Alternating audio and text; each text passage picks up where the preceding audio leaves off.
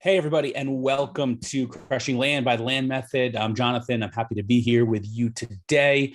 And we're going to talk about today a little bit about pricing your properties for sale. I mean, the bottom line is here, everybody, right? When we are doing land investing, the goal is obviously to sell those properties. That's the end goal with this. And so that's what we're going to be focusing on today with you all. One thing before I begin here with this discussion, though, that I want to mention is right now, what we're doing a lot is we're going through the group and we're seeing the topics that interest people and what people are asking questions about. And that's where we're bringing these things up to discuss here. We're trying to be as interactive as possible. We're trying to discuss things that you are asking about, okay? But we want you to actually ask us directly as well. So right now, a lot of this is involved, like I said, with us going through the Facebook group. We're like, oh, we keep seeing this coming up, so let's discuss it. But please remember that you can reach out to us if there is a specific topic that you would like discussed. So if you are in the Facebook group, feel free to make a post. If you're not in the Facebook group, if you're watching this on YouTube or you're listening to the podcast, feel free to reach out to us by email. All right. thelandmethod@gmail.com. You can reach out to us that way. Or again, if you're not in the group, join the group because that's kind of the hub of where all of our activity takes place. And in there, you're able to ask questions about different things that you would like discussed. So I'm just bringing up my monitor here as we're talking about this. And again, we thank you all for joining us. And we're going to talk about today now how we price our properties. So let me tell you a couple of different things about pricing properties. All right. First off, there's so much different information out there about how to price properties and how to get your properties sold immediately. And that in itself presents part of the problem. What happens if you don't want to sell your property immediately? Now, I'm not saying that you want to sit on that property for months, right? Nobody wants to do that. But what happens if you want to get the best bang for your buck and you're content with selling it in 2 or 3 or 4 months as opposed to selling it tomorrow, right? So there's something right there that needs to be looked at when it comes to pricing your properties, right? You need to know what your goal is in mind when you're doing that. The other thing that everybody out there is always talking about is you find like the lowest price property that's sold and you go lower than it. That way you can sell it quickly. And again, that's not a terrible strategy, but it is for a very, very, very quick sale. So again, we don't always want to do that, right? We don't always want to sell our properties like that. We're okay with a little bit of time going by. So, we will tell people to go out there and find what the lowest property is that's sold, what the lowest comp is, and be in that range. Then you can price your properties in that same range. And maybe they'll sell in a couple months, but at least you're getting the best price for your property.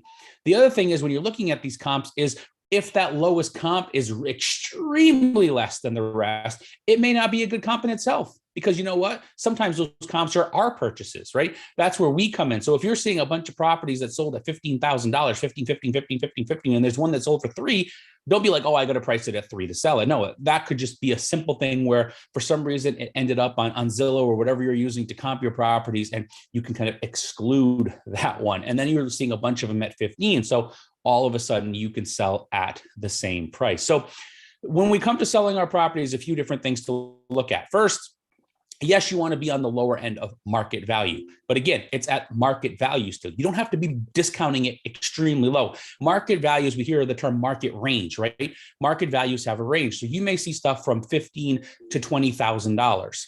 That being said, we're not going to be pricing our properties at the $20,000 range, but there's no problem pricing them at the $15,000 range, especially right now in this market, the way things are going. We'll talk about when markets start to decline here in a minute.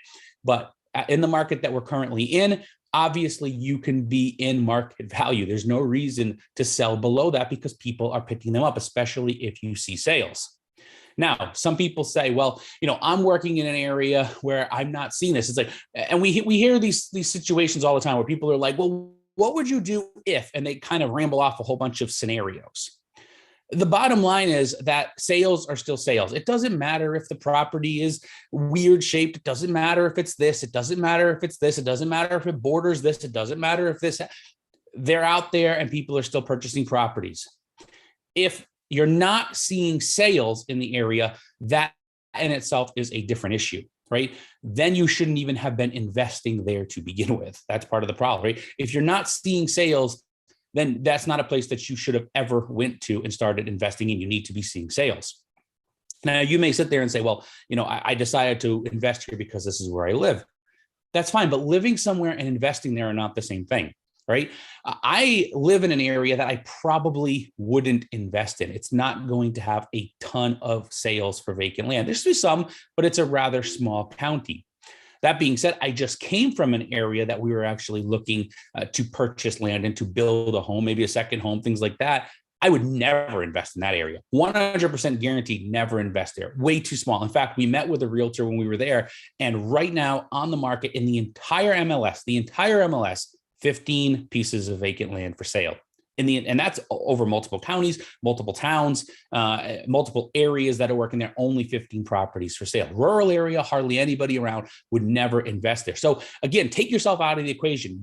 Just because you live there doesn't mean it's a good place to invest. Don't just jump into it because of that. So if you're not seeing sales, then that's part of the problem with pricing your properties. You need to be seeing sales to begin with. But then when it comes to pricing them, again, when we're going to pricing these properties, there's no reason to be declining below where market conditions are. Bringing it below that, things will sell in most cases. There are a few cases where you still want to discount properties. What are those? Well, one is if you need the money. If you are brand new to this and you are trying to get involved in investing, and get your feet wet and get going, then yes, go ahead. Discount your property down. There's no problem with that. You got a property under contract for $5,000, it's worth 15, you sell it for 10, you only make 5 instead of 10. So what, right? You sell it quickly, you make $5,000, you do it again, you get some confidence, you start going, you build things up, and then from there you can determine where you go with properties.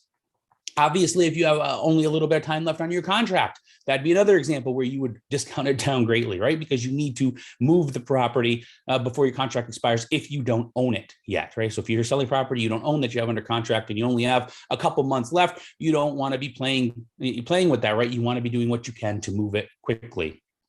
Or if you're in an area that has some issues and you're realizing those, maybe a property sold in the year, maybe 2 properties have sold, but they were on the market a long time. They sold for $20,000, but there's a very high HOA there. You don't want to take the chance of having it on the market for 9 months, but to have it sell because that's what the other one showed. Then fine, bring it down, discount it down in those cases, and you can kind of look at it. But the beauty of this is when pricing your properties, 90% of the time or greater right now in this market, there's no reason to discount down below market value. If you are seeing situations where that comes up, or you're in a situation where you need to do that for your own personal sake, for your own business to get going, whatever it may be, then fine, discount them down, get below market value in that case to get yourself going or get the properties moved. All right. Now, if we get into a market that's declining, because you may be listening to this down the road, or maybe you're thinking about this for future, then yes, in those situations, then yes, if the market is declining, then you will need to make a discounted price off of market value in order to sell the property. Why is that the case? Because there are not as many buyers out in the market at that point, and you obviously need to make your stand out. But that's not a problem because at that point, you're actually be buying properties for even less than you're buying them for in a hot market. So you buy them for less, you sell them for less, you sell them at a discount, who cares? You still walk away with a winning situation. So those are just a few examples of pricing properties appropriately. If you're offering seller financing, that's a different boat, obviously. And if you're offering seller financing, then it needs to make sense going into it to offer seller financing. If you've got a property under contract for $5,000 and you're offering seller financing for $15,000, but you need all 5 up front, you're probably not going to get that. Somebody's probably not going to give you $5,000 plus closing fees right up front on a property. So you're already looking at a cash situation at that point. If you have money that you can tie up, then maybe you do offer owner financing in those situations. The nice thing is right now, there is a lot of cash in the market. So people talk about owner finance, create cash flow and all that stuff. You know what? In declining markets, in markets that are depressed, things like that, then yes, that is going to be something. We sell a ton of properties with seller financing in those situations. But right now, hot market, there's a lot of cash out there, a lot of cash buyers. So because of that, you're able to do a lot more cash sales. So again, those are just a few things of what's going on right now, how to price your properties. For more tips, for more help, please join us. If you're watching this in the group, you're already in here, reach out to us. If you're not in the group, if you're not in our Facebook group, join our Facebook group, The Land Method. If you have questions, comments, please go to our website, thelandmethod.com, or feel free again to reach out to us at thelandmethod@gmail.com. So again, guys, thank you so much for joining us, and we will catch you next week for another episode of